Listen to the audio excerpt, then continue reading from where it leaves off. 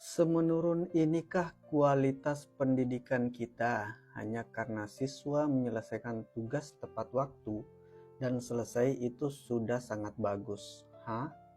Rendah banget mutu pendidikan kita. Baik, menarik Bapak Ibu, mari kita coba ulas. Jadi ini komentar menanggapi video saya yang menjawab ya surat terbuka untuk Ibu Guru Wika. Di video itu saya sampaikan bahwa anak-anak kalau sudah mengerjakan tugas, utamanya PR ya, pekerjaan rumah, mereka mengerjakan selesai tepat waktu itu sudah sangat luar biasa, sudah membuat saya sangat senang. Baik Bapak Ibu, di sini ada yang menanggapi kalau cara seperti itu tentu memberikan gambaran ya bahwa negara kita itu mundur, dan ada banyak komentar-komentar yang senada ya seperti ini. Bisa dilihat, ini saya coba tampilkan, ada beberapa komentar-komentar yang senada yang menganggap apa yang saya atau pendapat saya itu kurang tepat. Jadi begini Bapak Ibu, apa yang kita bicarakan pada saat itu tidak mewakili seluruh siswa ya, tidak mewakili seluruh siswa yang ada di dalam kelas. Karena Bapak Ibu, saya ingin sampaikan di sini bahwa dalam satu kelas saat kita mengajar itu tingkat pengetahuan anak, tingkat keterampilan anak itu berbeda-beda. Ada yang pengetahuannya bagus, ada yang rendah juga. Yang rendah ini Bapak Ibu itu banyak juga faktor yang mempengaruhi. Bisa latar belakang ekonomi, bisa juga motivasi atau orientasi orang tua menyekolahkan anaknya, bisa juga faktor lingkungan masyarakat. Jadi ada banyak hal yang membuat anak-anak itu bisa atau tingkat kognitif atau pengetahuannya rendah. Bisa juga memang karena faktor internal dari anak itu memang IQ-nya rendah. Nah Bapak Ibu, dalam kondisi ini kita sebagai guru kadang kalau memberikan tugas, apalagi yang dikerjakan di rumah ya, ini tanda kutip, apalagi yang dikerjakan di rumah, itu saya pribadi jarang sekali menugaskan anak tugas ya, memberikan anak tugas yang dikerjakan di rumah, kemudian nanti pada sampai saat yang telah ditentukan untuk dikumpul, jarang sekali 100% yang betul-betul selesai dengan berbagai alasan. Dengan tadi juga mungkin dipengaruhi juga motivasi dari lingkungan di rumah dan lingkungan masyarakat.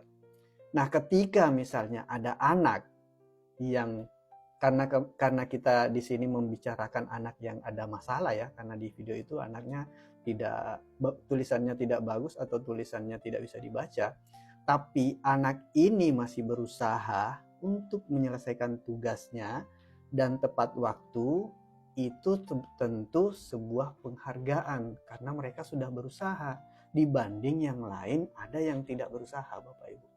Nah, bagaimana dengan misalnya anak-anak yang memang pintar dan menyelesaikan tugas waktu, tulisannya bagus, itu tentu ada penilaian tersendiri. Jadi bukan berarti tadi anak-anak ini yang semuanya menyelesaikan tugas, kemudian kita abaikan nilainya, tentu masih ada penilaian Bapak Ibu. Walaupun di video pertama itu saya katakan belakangan bukan berarti tidak diperiksa, tapi yang menjadi fokus utama dulu saat kita menerima tugas anak-anak, apalagi yang dikerjakan di rumah, saat mereka mengerjakan tepat waktu dan selesai dan tepat waktu, itu sudah sangat luar biasa. Apalagi kita fokusnya pada anak-anak yang ada masalah, apakah itu di lingkungan rumah, di lingkungan masyarakat dan sebagainya. Mereka mau kerjakan itu sudah sangat luar biasa. Dan Bapak Ibu perlu ketahui bahwa orientasi orang tua atau tujuan orang tua menyekolahkan anaknya itu berbeda-beda. Dari perbedaan orientasi itu juga dukungannya terhadap anak menyekolahkan anaknya itu juga berbeda-beda. Jadi sekuat apapun upaya kita di sekolah misalnya ya, untuk misalnya melatih anak itu menulis, tapi misalnya orang tuanya memang orientasinya ya asal sekolah saja, yang penting mereka tamat, mereka punya ijazah, ya mau diapa juga, tidak ada misalnya umpan balik, tidak ada bantuan, tidak ada usaha dari lingkungan rumah atau mungkin lingkungan masyarakat untuk membantu mereka untuk memfollow up apa yang mereka pelajari di rumah.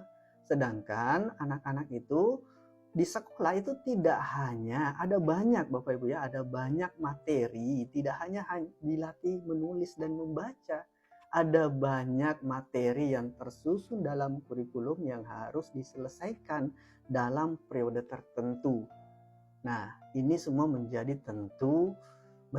PR lah kita bersama Bapak Ibu. Mudah-mudahan dengan adanya kondisi seperti ini kita bisa melihat cerminan pendidikan di Indonesia bahwa memang Bapak Ibu ya, memang ada banyak tugas kita, ada banyak PR kita untuk menyelesaikan. Mari kita bersama-sama berdiskusi dengan bijak, jangan saling menyerang, jangan mengandung unsur sara, jangan menyebutkan atau menyalahkan daerah tertentu dan sebagainya. Kita berdiskusi sehat. Ini momen sebenarnya ya Bapak Ibu untuk kita berdiskusi. Mudah-mudahan pemangku kepentingan, pengambil kebijakan itu bisa melacak atau bisa memperhatikan diskusi-diskusi penting seperti ini.